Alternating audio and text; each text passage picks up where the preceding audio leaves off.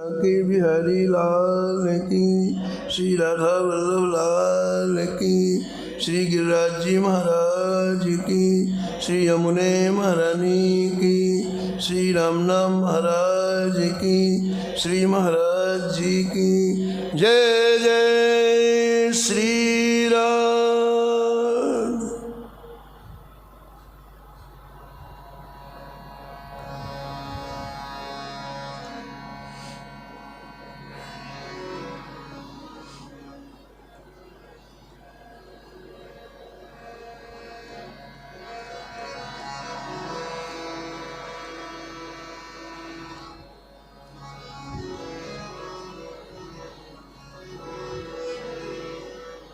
कलि कुटिल जीव निस्तार हितो, श्री वाल्मीक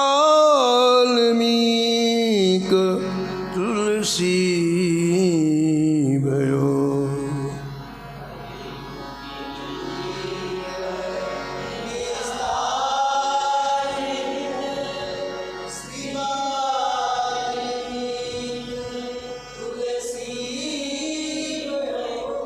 श्री वाल्मीक तुलसी भयो।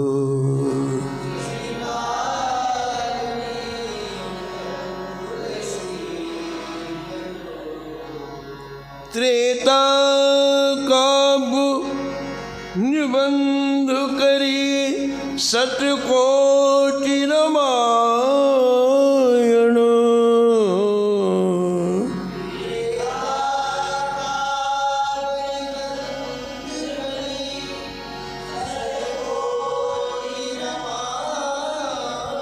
एक अक्षर उद्धर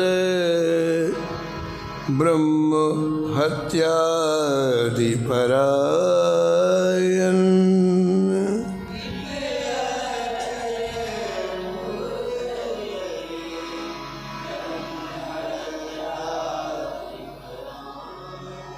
अब भक्तन सुख देन, बहुर लीला विस्तारी।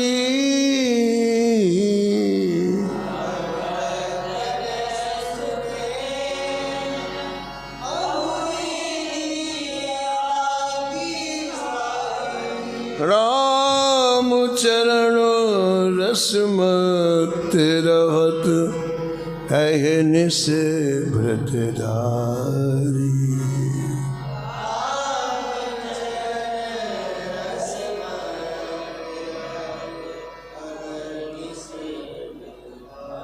संसार अपार के पार को, संसार सुगम रूप नौकालियो।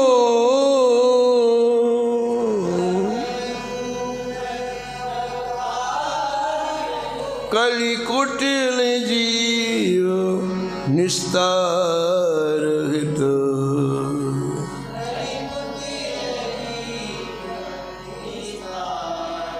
श्री वाल्मीक तुलसी भयो। श्री वाल्मीक कलि पावन अवतार संत शिरोमणि श्री भक्तमाल के सुमेरु गोस्वामी तुलसीदास जी महाराज का स्मरण श्री नवभा गोस्वामी जी ने इस शब्द में किया है और निष्कर्ष के रूप में कहते हैं कि आपने अपने जीवन के क्षण भी ऐसा नहीं गुजारा जहाँ प्रिया प्रीतम युगल सरकार के पावन चरण कमल मकरंद का पान न किया हो। आप उस दिव्य रस माधुरी का पान करके उन्मत्त रहते, रसमत अपने देह की याद नहीं रहती।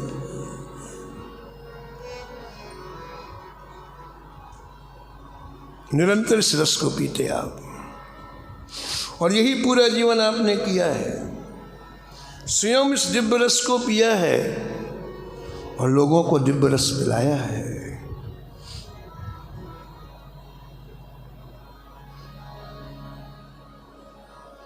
भगवान की परम पावन मधुरात मधुर कथाएं गोस्वामी जी ने कुछ इस तरह से वर्णन की जिसे सहज रूप में व्यक्ति स्वीकार कर ले तो प्रेम समुद्र में डूब जाएगा। कोई आयास नहीं, कोई प्रयास नहीं, केवल कानों के द्वारा इन कथाओं को सुनता रहे, बस न कहीं आना है न कहीं जाना है।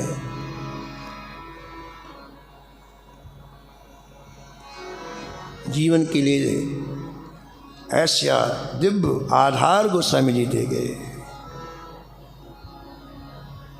जे यही कथहि स्नेह समेता, जे यही कथहि कहीं हहीं सुन हहीं समुझ सचेता,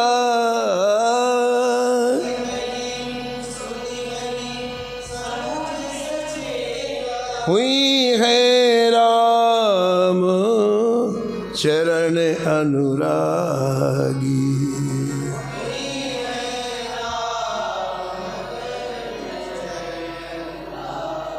हाँ कलिमल रहित सुमंगल भागी,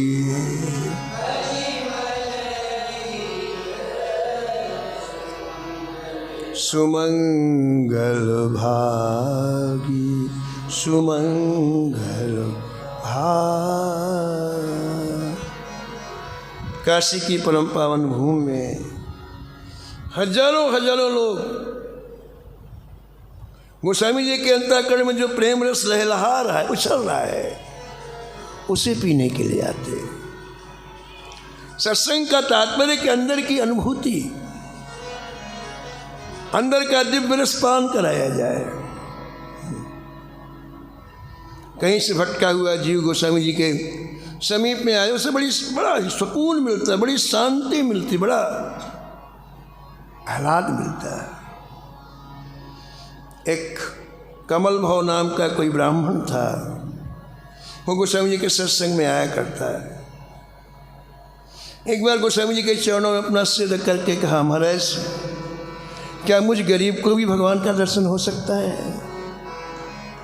मैं साधन विहीन हूँ, मेरे में न जप है, न तप है, न संयम है, मैं कुछ भी मेरे में विशिष्टता नहीं है। लेकिन आपका सत्संग सुनते सुनते ऐसा महसूस हुआ है कि मानव जीवन की अंतिम निशा के पहले यदि ठाकुर जी का दीदार नहीं हुआ तो मानव जीवन व्यर्थ है। क्या भगवान मुझे श्री ठाकुर जी का दर्शन हो सकता है?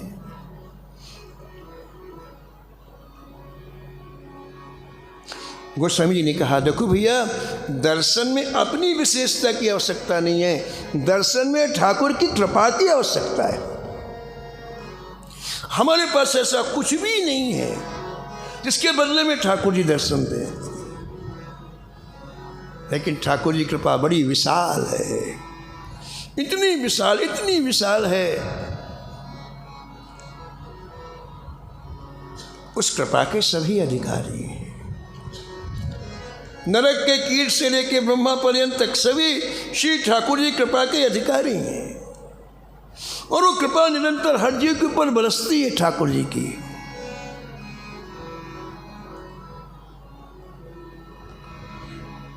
इसलिए भैया तुम उनकी कृपा की प्रार्थना करो, वो कृपा करके दर्शन तुम्हें दे देंगे। मन क्रम बचन छाड़ चतुराई, मन क्रम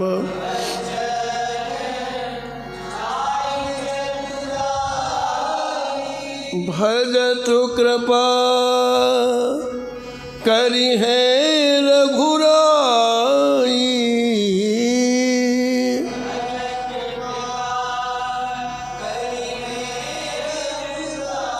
भजत कृपा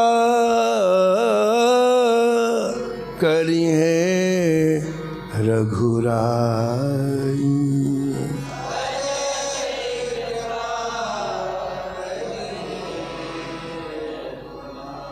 रघुराई रघुराई।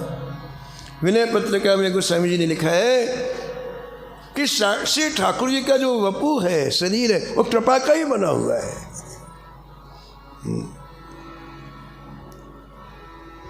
गोस्वामी जी कहते हैं कि मैंने अपनी तरफ देखा तो मुझे ऐसा लगा कि कुछ भी ऐसा नहीं है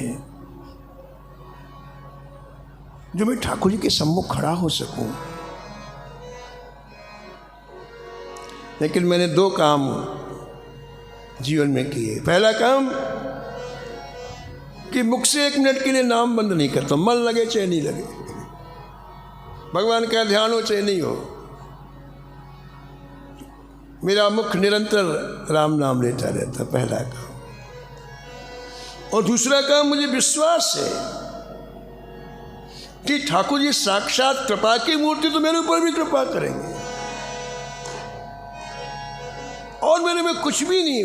बाकी सारे काम मैं श्री ठाकुर जी से दूर होने के लिए करता हूँ, विमुख के काम करता हूँ। लेकिन 2 चीजें हैं, सकल अंग पद विमुख, सकल अंग एक नाम की ओट लई है, एक नाम की तुलसी है परतीत प्रीत। हाँ, तुलसी है प्रभु मूर्ति कृपामयी है, प्रभु मूर्ति, प्रभु मूर्ति कृपामयी है, प्रभु मूर्ति कृपा। भैया चतुराई छोड़ के भजन करो। हमारे मन में चतुराई रहती है, हमारी वाणी में चतुराई रहती है, हमारी क्रिया में। बोले ठाकुर जी के पास नहीं, तो ठाकुर जी कृपा जरूर होगी। तो उस कमल भाव नामक ब्राह्मण ने कहा कि महाराज मुझे तो आज ही दर्शन करना है, आप ऐसी कृपा करो मुझे आज ही दर्शन हो जाए। गोस्वामी ने कहा फिर एक काम करो, तुम जंगल में चले जाओ, एक त्रिशूल बनवाओ, लंबा त्रिशूल 8-9 फीट का, एक वृक्ष के नीचे उस त्रिशूल को गाड़ दो, और वृक्ष के ऊपर चढ़ करके उस त्रिशूल के ऊपर कूद पड़ो, भगवान का दर्शन हो जाएगा। गोस्वामी जी का आदेश पाकर के वो व्यक्ति ने त्रिशूल बनवाया, जंगल में गया, वृक्ष के नीचे उसने त्रिशूल गाड़ा, वृक्ष में चढ़ गया, बड़ा ऊंचा वृक्ष था। ऊपर से उसने त्रिशूल को देखा, उसकी बड़ी बड़ी नोक, अरे मर जाऊंगा। फिर नीचे उतर आया, फिर उसे लगा नहीं गोस्वामी जी ने कहा है, फिर चढ़ा कि भगवान का दर्शन हो जाएगा। फिर देखा अरे ये छाती में घुसेगा तो मर जाऊंगा, फिर नीचे आ गया। ऐसे कई बार ऊपर चढ़ा, कई बार नीचे आया।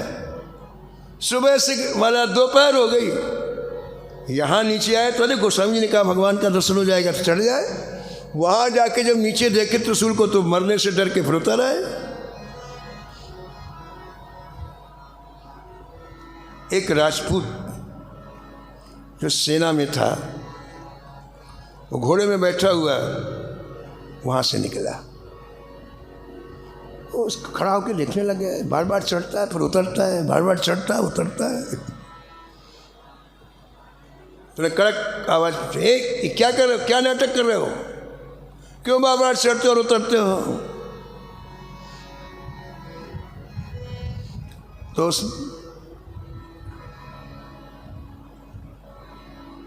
व्यक्ति ने पूरी बात ईमानदारी से कह दी। कहा भाई साहब, मैं गोस्वामी तुलसीदास जी के सत्संग में जाता हूँ और सत्संग का ही प्रभाव हुआ कि मुझे भगवत दर्शन करने की इच्छा हो गई। तो मैंने कहा कि मुझे आज ही दर्शन हो जाए, कोई उपाय बता दो। तो गोस्वामी ने कहा कि एक त्रिशूल नीचे गाड़ो और सबसे ऊंचे वृक्ष से नीचे कूदो तो भगवान का दर्शन हो जाएगा। लेकिन भैया जब मैं ऊपर जाता हूँ तो मैं कांपने लगता हूँ, मर जाऊँगा मैं। ये त्रिशूल आर पार हो जाएगा, मैं मर जाऊँगा। ओहो, तुलसीदास जी ने कहा, संत ने कहा। इधर आओ, ये सब मेरा सामान लो, मैं तुमको देता हूँ। वो आया था घोड़े में तो उसके पास सामान भी था, पैसे भी थे, धन भी था। उस महाराज व्यक्ति ने जैसे सुना कि संत ने कहा है, गोस्वामी तुलसीदास जी ने कहा है, तो पूरा सामान ब्राह्मण को दे दिया है, कमल भाव को पूरा सामान दे दिया है और स्वयं चढ़ा महाराज वृक्ष में और एक बार में कूद गया। अरे संत ने कहा है। जैसे कूदा, राम जी ने बीच में ही गोदी में ले लिया उसको। चारों युग चतुर्भुज सदा, चारों युग भक्ति गिरा सांची करण, भक्ति गिरा। सतयुग हो, त्रेता हो, द्वापर हो, कलयुग हो, संत के मुख से निकले हुए शब्द को ठाकुर जी हमेशा सत्य करते हैं। वो अधिकारी है कि इससे कोई मतलब नहीं, लेकिन संत ने कह दिया कि दर्शन होगा तो होगा। नरसिंह जी के चरित्र में आपने सुना है कि एक धरणीधर नाम के कोई ब्राह्मण थे, उनकी 2 पत्नियां थीं।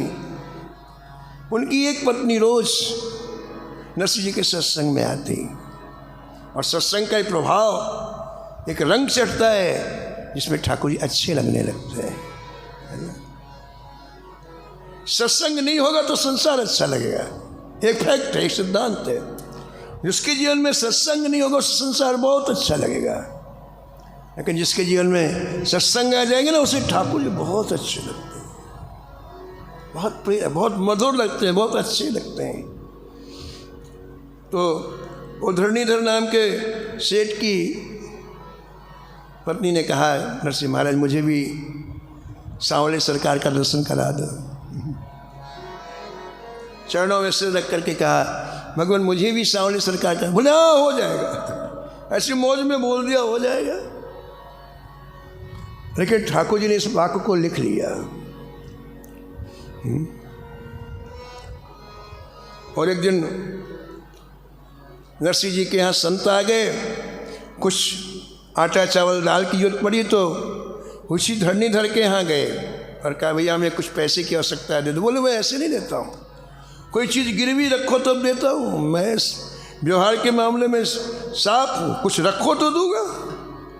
बोले भैया कुछ होता तो तुम्हारे पास काय को आते। तो उसने कहा तुम केदारा राग बहुत अच्छी गाते हो, उस लिख के उसी को गिरवी रख दो। उन्हें लिख के दे दिया कि जब तक तेरा पैसा नहीं दूंगा केदारा राग नहीं गाऊंगा। कुछ विरोधियों ने वहाँ के राजा को भड़काया कि नरसिंह दंभ करता है, भारी फूलों की माला हल्के सूत में गुथ के पहनाता है, थोड़ी देर के बाद जब माला का वजन बढ़ जाता है तो माला टूट जाती है, लोगों से कहता है ठाकुर जी ने माला मुझे दी। तो राजा आया, कहा नरसिंह जी आज दिखाओ तुम्हारे गायन से कैसे माला ठाकुर जी की टूटती है। हम हैं, लेकिन माला हमारी पहनाई जाएगी। इतने मोटे रेशम के धागे में माला गुथवा के लाया। नरसिंह जी ने पद गाया, माला नहीं निकली। आज कारण था कि केदारा राग गाते थे, आज केदारा राग गाया नहीं। तो राजा नाराज होकर बोला अब तुम फांसी की सख्ती में चढ़ा जाओ, 1 घंटे का समय और है, फांसी में चढ़ा दिए जाओ। लोगों को ठगते हो, धम्म करते हो, पाखंड करते हो। ठाकुर जी को दया आई, ठाकुर जी ने महाराज सीधे आकाश मार्ग से उसी सेठ के आ गए और नरसी की आवाज में बोले, नर्स सेठ जी, अब 1 बजे रात की बात, महाराज सेठ जी तो बिल्कुल गहरी नींद में सो रहे, आंख बंद किए हुए पत्नी से बोले, उसी पत्नी से जो भक्ता थी, बोले देख नरसी आया है रात में नींद खराब करने के लिए, पैसा देने आया होगा, ब्याज सहित पैसा दे लेना और उसका कागज वापस कर देना। उसकी पत्नी आई, दरवाजा खोला तो कौन खड़े हैं? नील सरोवर हो नीलमणि, नील सरोवर नील नीरधर श्याम,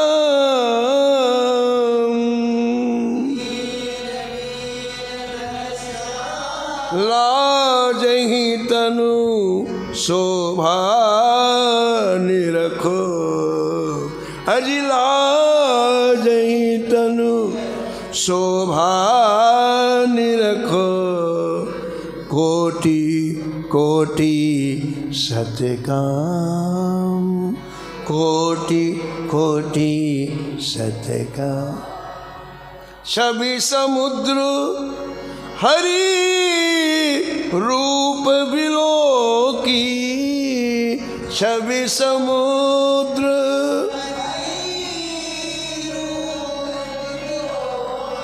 रहौ ठटुक इकटक पल रोकी।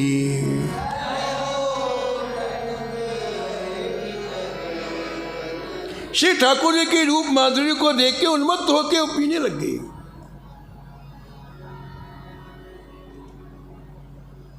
जैसे अंदर पधारो, अंदर आश्रम में विराजमान कराया, बढ़िया केसर मिश्री से मलाई युक्त दूध लाई, जय जय इसे आप ग्रहण करो। ठाकुर जी पी रहे हैं और रूप माधुरी का उपान कर रही है। नरसिंह जी के वाक्य को सफल किया ठाकुर जी ने। चारों युग चतुर्भुज सदा भक्ति गिरा सांची करण,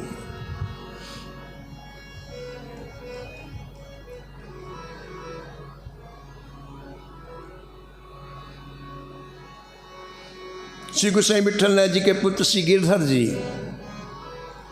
का एक शिष्य था, वैश्य था, बहुत धन संपत्ति थी उसके पास, तो खुद संत सेवा करता हो। जीवन के अंतिम समय में संपत्ति उसकी समाप्त हो गई।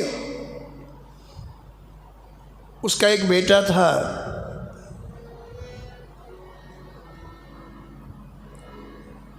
अभाव में उसने अपना जीवन जिया।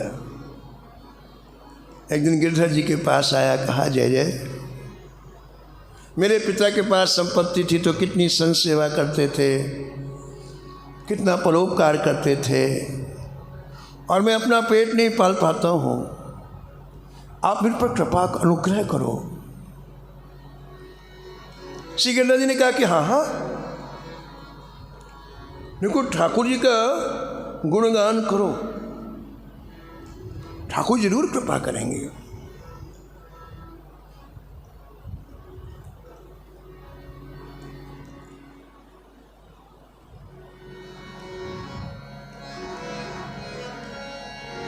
प्रीतम प्रीत ते ही पइये, प्रीतम प्रीत ते पइये।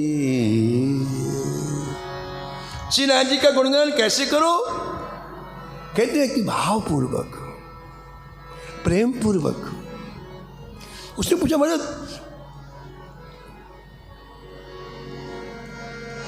प्रेम पूर्वक गुणगान कैसे किया जाता है? गिरधर जी ने कहा कि हम ठाकुर जी का नाम लें, ठाकुर जी की कथा सुने तो हमारी आंखों से झरझर आंसू गिरने लग जाए, ये प्रेम पूर्वक गुणगान है। प्रेम पूर्वक।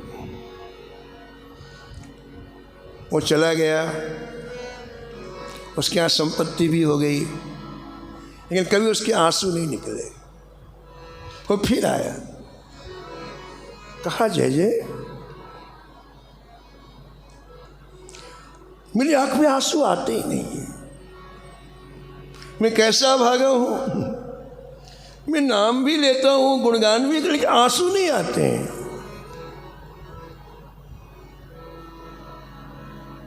उसकी ऐसी व्याकुलता देख करके गिरधर जी ने उसे अपने हृदय से लगा लिया। जैसे हृदय से लगाया, उसके झरझर आंसू गिरने लग गए, और जैसे आंसू गिरे वैसे श्रीनाथ जी प्रकट हो गए। दोनों को दर्शन दे रहे हैं श्रीनाथ जी, गिरधर जी को और उस वैश्य को भी। एकाएक श्रीनाथ जी अंतर ध्यान हो गए। उस वैश्य ने कहा, महाराज मैंने देखा तो सही, लेकिन केवल 1 ही मिनट देखा, मुझे तृप्ति नहीं हुई। आप एक बार और कृपा करो, मुझे दर्शन हो जाए श्रीनाथ जी का। तृप्ति नहीं हुई मुझे, 1 क्षण के लिए देखा बस। तो गिरधर जी ने प्रार्थना किया श्रीनाथ जी से, जय जय, इसी दर्शन देके आप कृतार्थ करो। आप बड़ी जल्दी अंतर ध्यान हो गए, इससे तृप्ति नहीं हुई। तो भगवान बोले, श्रीनाथ जी बोले, इसे दर्शन नहीं होगा, इसने बहुत बड़ा अपराध किया अपने जीवन में, इससे दर्शन नहीं होगा। भगवान, ऐसा जीव का कौन सा अपराध है जिस कारण आप दर्शन नहीं दे रहे हैं? तब ठाकुर जी बोले, इसकी पत्नी संत सेवा करती है, वैष्णव में संतों में उसका बड़ा भाव है, और ये व्यक्ति संत सेवा में उसे मना करता है,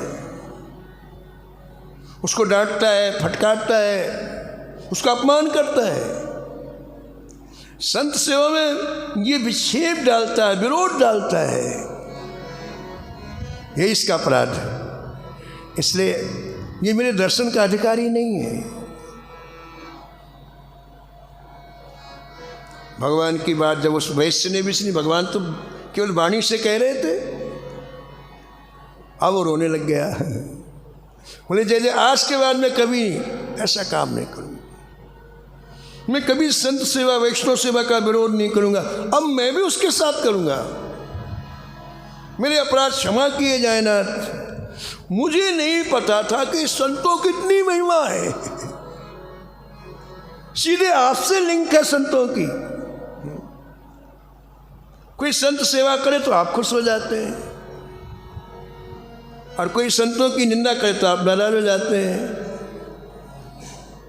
मानत सुख सेवक शिव का, मानत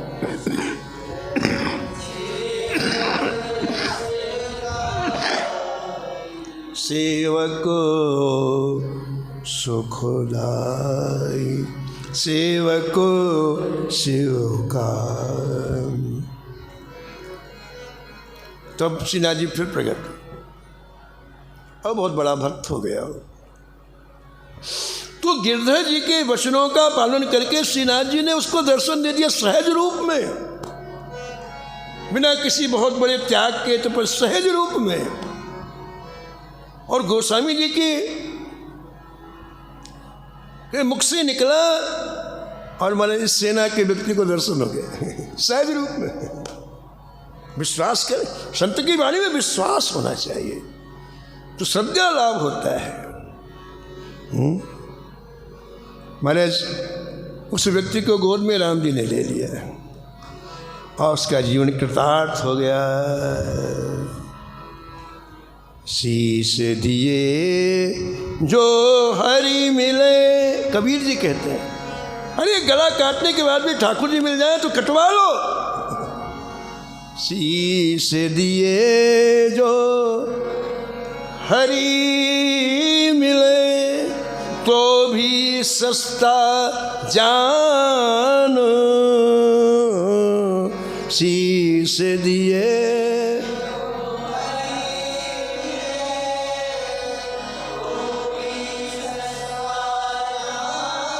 तो भी सस्ता जान, तो भी सस्ता जान। बोलो भक्तवत्सल भगवान की। ग्रंथकार कहते हैं कि श्री रहीम जी की और तुलसीदास जी की बड़ी मित्रता थी, बहुत मित्रता थी।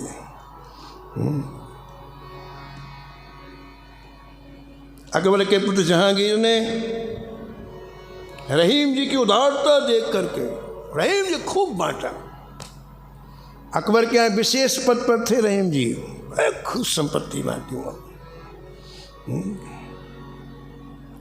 जब लोग कहें वाह रहीम जी, वाह रहीम जी, कितनी संपत्ति आप लुटा रहे हैं, कितना परोपकार रहे हैं। रहीम जी बोले बाबा ऐसा मत कहो, देने वारो देत है, देने वारो देत रहत दिन रैन,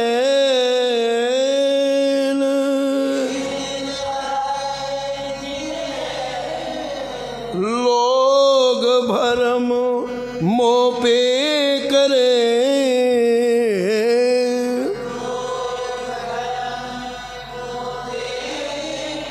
तासो नीचे नैन।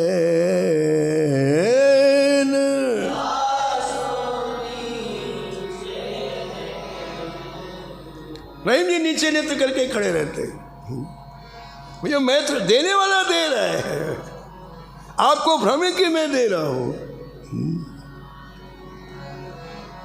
कलकत्ता के बहुत बड़े उदार श्री चित्तरंजन दास जी महाराज बहुत बड़े वकील थे सुप्रीम कोर्ट में। उन्होंने केस लड़ा, उस किसी स्टेट राजा का केस था, जीत गए तो राजा ने उनको 4 लाख रुपए उनकी मेहनताना का दिया। आपका नियम था प्रतिदिन कोर्ट में 1 लाख रुपए की उनकी कमाई होती प्रतिदिन, और प्रतिदिन 1 लाख रुपए आप बांट देते शाम को जरूरतमंदों को, गरीबों को। 4 बजे आप आते कोर्ट से, 5 बजे पूरा 1 लाख रुपए खर्च, एक लाख पैसा नहीं रखते थे। कुछ भाई जी कहते थे एक बार उनको 4 लाख रुपए की आमदनी हुई तो पूरे 4 लाख के चेक बना दिए उन्होंने। हजारों लोग खड़े रहते लाइन में उनके घर के सामने। स्वतंत्र देश नहीं हुआ था तो महात्मा गांधी जी भी कुछ लेने के लिए उनके पास गए थे। तो उन्होंने देखा कि ये देखो इतनी बड़ी भीड़ को पैसे दिए जा रहे हैं, पैसे दिए जा रहे हैं, पैसे दिए। तो उन्होंने कहा कि चित्तरंजन बाबू जी, आपका पैसा व्यर्थ में जा रहा है। देखो लोग लाइन में लग के आपका पैसा ठग के ले जा रहे हैं। चित्तरंजन दास जी ने कहा बापू नहीं नहीं, मेरा एक पैसे का सदुपयोग हो रहा है। बोले कैसे? बोले मैं किसी व्यक्ति को पैसा थोड़ी दे रहा हूँ, मेरी दृष्टि में इतने रूपों में गोविंद ही खड़ा, मैं गोविंद को पैसा दे रहा हूँ। आपको मेरा पैसा काहे को व्यर्थ जा रहा है? जब मैं ठाकुर को दे रहा हूँ, मैं किसी शरीर के ढांचे को पैसा नहीं दे रहा हूँ। इतने रूपों में गोविंद ही है। अनेक रूप आयो विष्णुवे प्रभु विष्णुवे।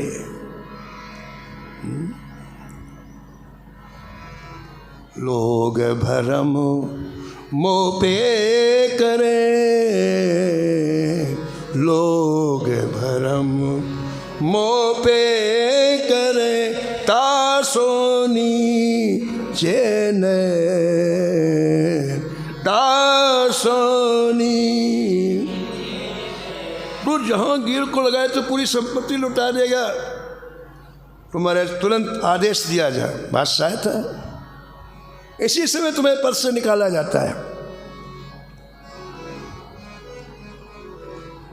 और तुम 1 घंटे के अंदर दिल्ली छोड़ दो, नहीं जेल में डाल दिए जाओगे। तो रहीम जी ने सीधा वहां से चले दिल्ली से और परम धाम चित्रकूट आए। चित्रकूट में आते रहीम जी कहते हैं खिल गया। चित्रकूट में रम रहे, चित्रकूट में रही मन अवध नरेश,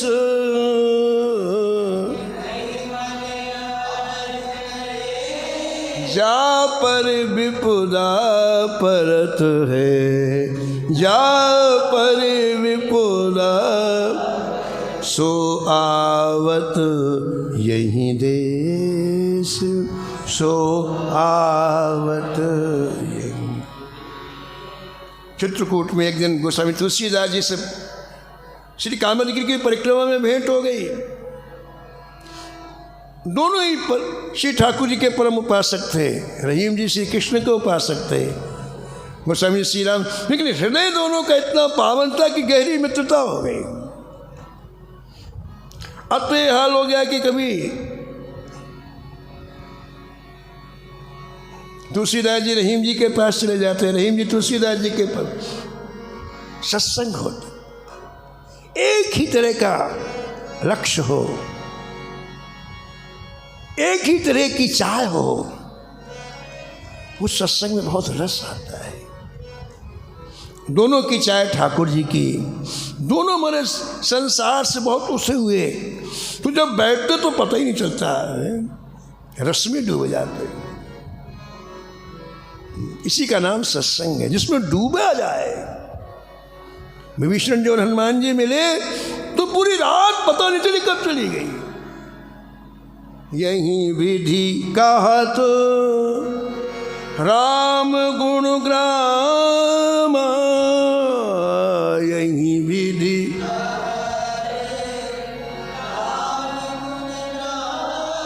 ये विधि है सत्संग की। पायो परम विश्राम, पायो परम विश्राम। जो सत्संग में डूबता उसे सद्या परम विश्राम मिलता है।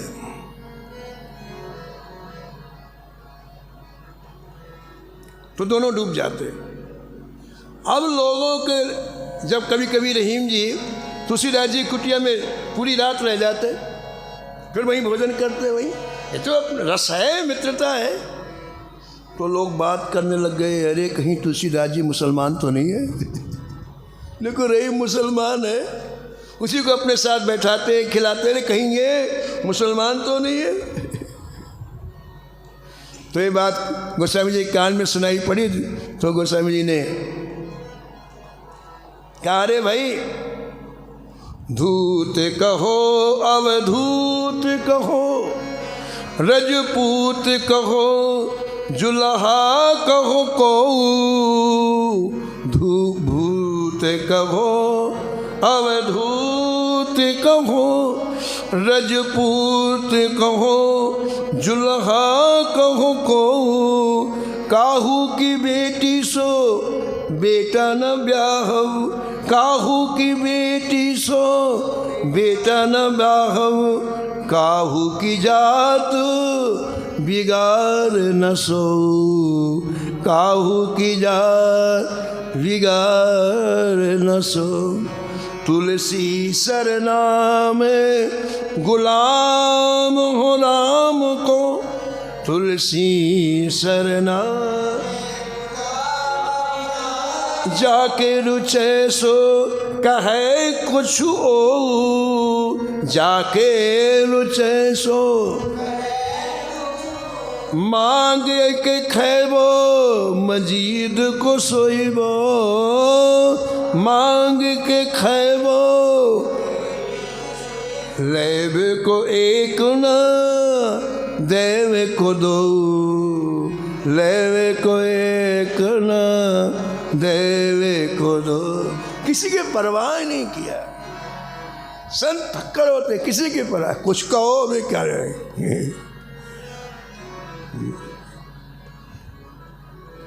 तो कभी कभी कांतानाथ जी के दोनों परिक्रमा करते हैं, तो एक दिन क्या देखा कि बड़ी भीड़ लगी है कांतानाथ जी, बड़ी भीड़ लगी। हमने कहा इतनी भीड़ कभी नहीं लगती, देखें क्या हो रहा है। तो गए तो पता चला कि एक हाथी को एक वृक्ष से बांध दिया गया था और बंदूक लिए हुए हमारे सैनिक खड़े थे मारने के लिए।